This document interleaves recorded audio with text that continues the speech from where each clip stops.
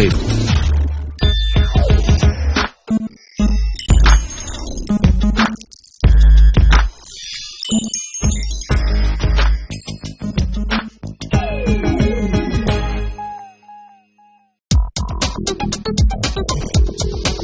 The National Stock Exchange of India has been actively involved with initiatives to educate the young generation of our country on the importance of financial management.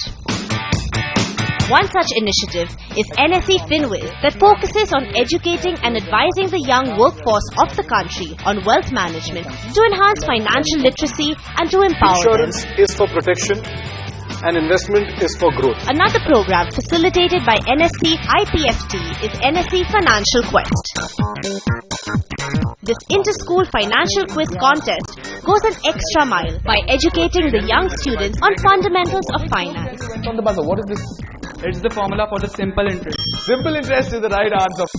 Under the NSE Financial Quest Base Camps banner, the program engages students around the year through workshops on various topics, projects, interactive videos and quizzes. DiCaprio is bouncing checks of Pan-Am. Plus 75 Plus 75. To facilitate these two programs, NSE along with CNBC TV18 has travelled across the country to bridge the wide knowledge gap in terms of finance. In this episode of NSE FinWiz, we are all set to achieve our objectives once again by gauging young professionals in a new city. Hello and welcome to Season 4 of NSE FinWiz, powered by CNBC TV18. I'm your host Mridu Bhandari, and today my team and I are in the sun and sand city of Goa. We are headed to the headquarters of one of the largest globally diversified metals and mining companies, Vedanta. Vedanta Limited, formerly known as Sesa Sterlite Limited, is one of the world's largest diversified natural resources company. Vedanta Limited is the principal operating company in the group, and with its high-quality assets, growth projects, and strong management, it is well placed to create value for all shareholders. The company is currently the world's largest zinc miner and contributes 27% of India's current crude oil production. In 2016, the company contributed Rs 20,600 crores to India's industrial growth. NSE FinWiz visited the plant in Goa along with the experts to gauge the thoughts and notions of the employees on financial planning and wealth management with the theme Dreams Come True. I have already started investing. I invest in fixed deposits. I'm starting to invest in SIPs and mutual funds. I already have a recurring deposit and normal cash savings. For me, since I have just started earning, everything, I have no savings from the background. So every expenditure that comes for me have to be covered from my current incomes. So I think it's really important to have both short-term investments, that is money in bank, so that you can cover sudden expenditures, and also to invest for future. In the short term, I'm planning a foreign education, so I'm looking for a good return in the short term. Long term, I have not planned as yet, but I will be planning soon. Hello and welcome to Season 4 of NSE FinWiz, powered by CNBC TV18. I'm your host Mridu Bhandari, and today we're at the headquarters of Vedanta in Goa, and I'm joined by a set of experts to conduct a financial planning and wealth management course here for the employees. Joining me on the show today are Ankur Kapoor, founder of Plutus Capital, and Harshvardhan Rungta, CFP at Rungta Securities. Welcome, gentlemen. It's a pleasure to have you with us on CNBC today. First off, the general trend in India is to really start investment planning at a later stage, and we're joined here by a lot of young professionals, some of them in their first jobs, some of them having just joined work yesterday. When should they start their investment planning? Is there an ideal age, if at all? Harsh, would you like to start? Well, Mridu, if you talk about retirement planning, let's understand that this is an event in life which is certainly going to happen. If nothing else happens, nothing unfortunate happens to you in your life, you're definitely going to retire. Now the question is, if this is a most certain event to happen at a particular age that is also known to you, why wouldn't you start saving for it as early as possible? You know, if you were to invest 1,000 rupees today, from today for a period of 30 years, and you invest in a product that generates about 14% returns annualized. So that is when talking about long-term investments is going to be equity. Equities generate about a 14% on a long-term basis. So we say 1,000 rupees invested for a period of 30 years, which generates 14% annualized return, will accumulate into a corpus of 54 lakhs. If you decide that it's too early for you, it's time to enjoy, fair enough, and you say I will do this 5 years hence from now. Right. The same 1,000 rupees invested for 25 years will now not give you 54 lakhs, but the corpus will reduce to 26.5 lakhs. So delay of 5 years reduces the end corpus by more than half. Wow. So that's the advantage of starting early, and that's the power of compounding. So freshers, young people, or anybody for that matter, the earlier you start, you'll have time to your side and you can take the advantages of compounding, which is known as the 8th wonder of the world. Just to get a sense of the kind of audience profile we have here, if I can just have a show of hands, how many of you are under 30? Okay, that's almost the whole room. How many of you are actively saving every month? Quite a few out there. But just to bring in Ankur at this point, this is a generation that really dreams big, that wants everything, that, everyone wants a good house, wants a car, possibly an overseas trip every year. You want to put your children through good schools. So how does one go about setting goals in financial planning? Well, broadly speaking, the way you should think about goals is you need to do a hierarchy of goals. The bottommost will be the basic goal, which I categorize as irrespective, they have to happen. For example, you get education loan, home loan, but unfortunately there is no retirement loan available. So basic will be the retirement, maybe planning for your kids' education and so on. The next stage would be desire. Say going on a foreign vacation will belong to that desire category. The last category would be more aspirational. Let's say I want to start a venture in 10 years, 5 years, will be more aspirational. Right. So you need to think of hierarchy when you're planning for your different goals, so that you structure your goals accordingly with respect to the portfolio you need to create for each goal. So as you fill the portfolio for these goals, basic needs to be looked at in the first go. Right. Followed by desire and then the aspiration. Right. Every year an employee possibly wants at least a week off to someplace nice, spending a sizable amount of savings, but at the same time you don't want to touch the savings that you're doing for your house or your car or your whatever other need that might be coming up. So how do you really balance these? So well, this is actually a very important aspect of financial planning. So there are two things. One is an investment planning. Investment planning is basically deciding where your money gets invested, which product. Financial planning is often confused with investment planning. However, financial planning is a broader term, which actually incorporates these desires of even traveling overseas, taking a holiday, or whatever it is for that matter. So what financial planning does is allocates a certain budget towards all your requirements, which could be needs, aspirations, or even desires. So the idea is, if you first draw up an investment plan, okay, so currently you're getting a salary in your hand, you get some income at the end of the month. The question is, when that money comes into your hand, a certain portion is already deducted as tax. You are managing all your expenses within the amount which is coming into your hand. Right. Why don't you take one step further and think that another 20% is not coming into your hand? So you allocate mentally, you block yourself saying that another 20% is not coming, and that 20% goes into for investments. Just save a 20% from your first salary. All your goals invariably will met with that 20%. And 20% of not your first salary, 20% of all the increments that you keep getting in the course of your career. All right.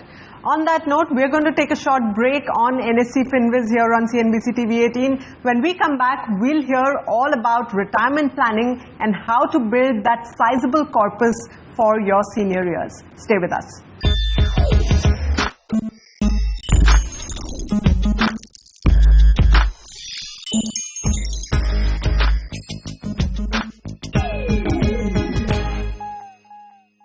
Welcome back to Season 4 of NSE FinWiz, powered by CNBC TV 18. We are here in Goa at the Vedanta headquarters, and I'm joined by a set of experts talking to the employees of Vedanta about the importance of financial planning And in this particular segment, we're going to talk particularly about retirement planning and building a sizable corpus for the senior years. Ankur, what are some of the good investment vehicles as far as retirement planning is concerned?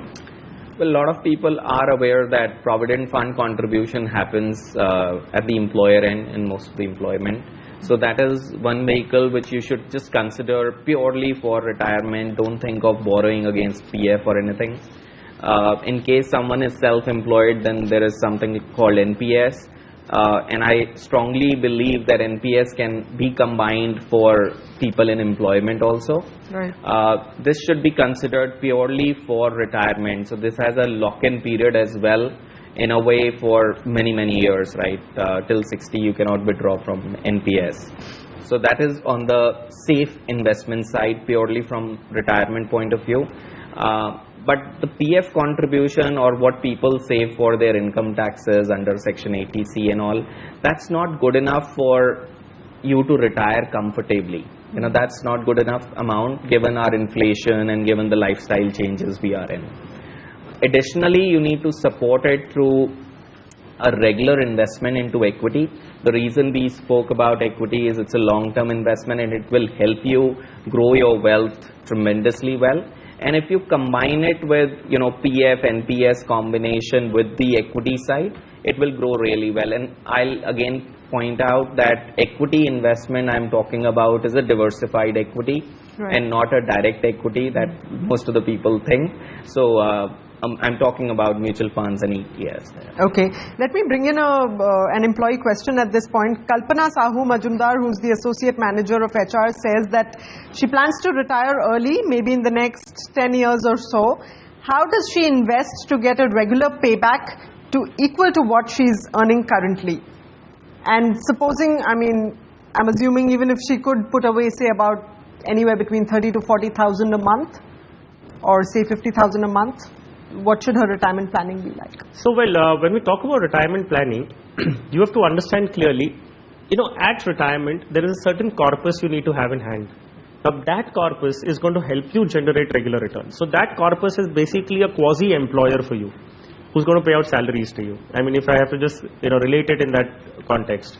So, the corpus requirement has to be calculated very effectively. Why? Because inflation is going to continue even post-retirement. The cost of living in the first year of retirement is going to be an X amount. The second year of retirement is going to be more than the first year of retirement. And so is the case of in the 10th year. So you need to plan your investments in such a manner that inflation is also taken care of, even in the 10th or 15th year of your retirement. So first is identify the amount that you will require for retirement. Right. And you have to start accumulating and saving money to accumulate that kind of retirement corpus. Post that, the effective implementation is how do you effectively invest that money in the most appropriate manner so that it takes care of regular income in the initial years as well as in the 20th year of retirement. If you only have short-sightedness and think that, okay, I'm getting sufficient money for whatever I require today, it may be a very difficult situation after 20 years of retirement. So, you know, coming to the amount that you're going to invest, you know, 10 years left to retirement, of course the amount, as I said, is going to be much higher than what you could have done in possibly. Percentage terms? Well, I guess in today's time, if you have to retire in the next 10 years, about 60 to 70% of your income would need to go into for saving, and I'm not too sure even if that would be sufficient. All right. On that note, we're going to take another quick break, but when we return, our panel of experts here is going to be answering all the questions that Vedanta employees have here at their headquarters in Goa. Stay with us.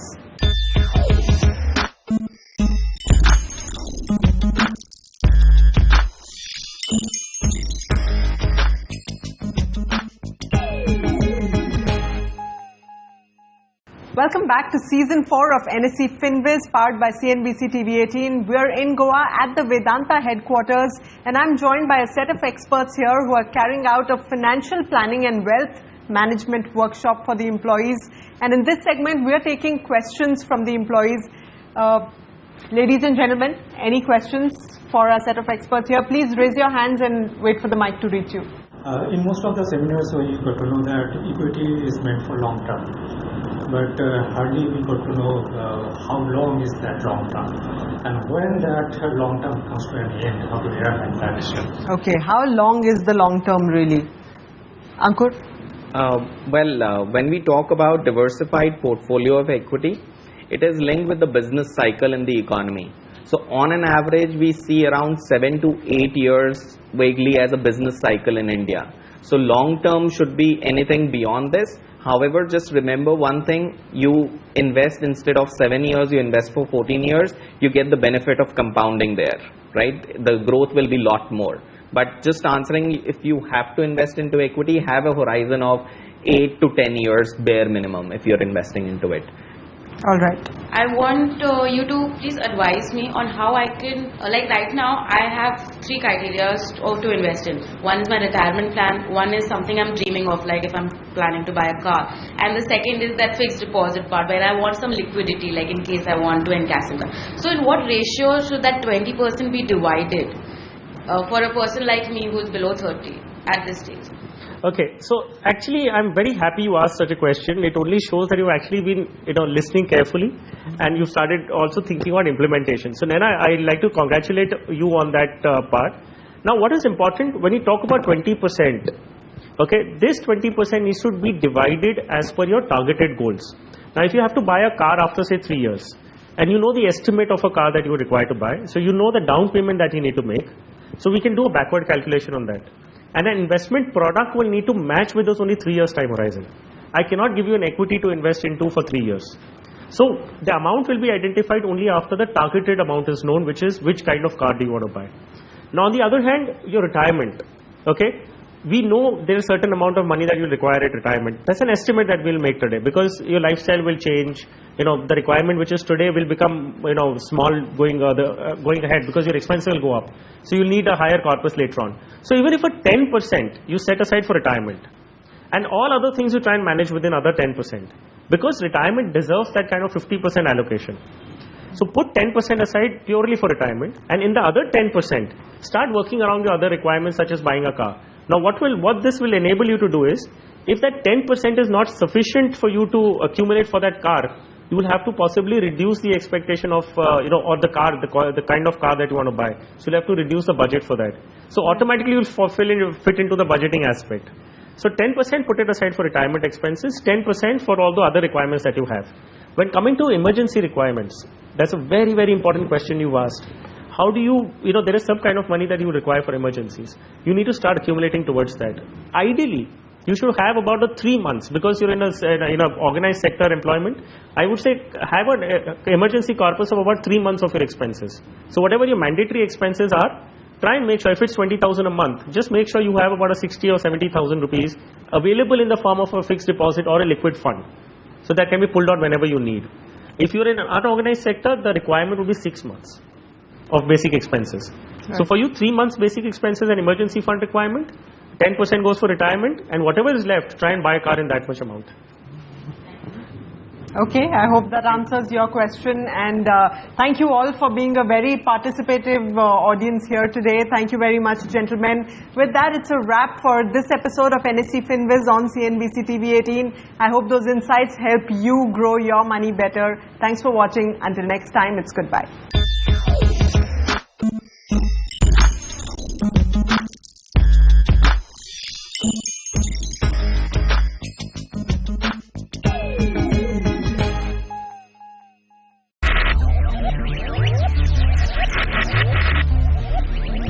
Focus, ideate, innovate, enable.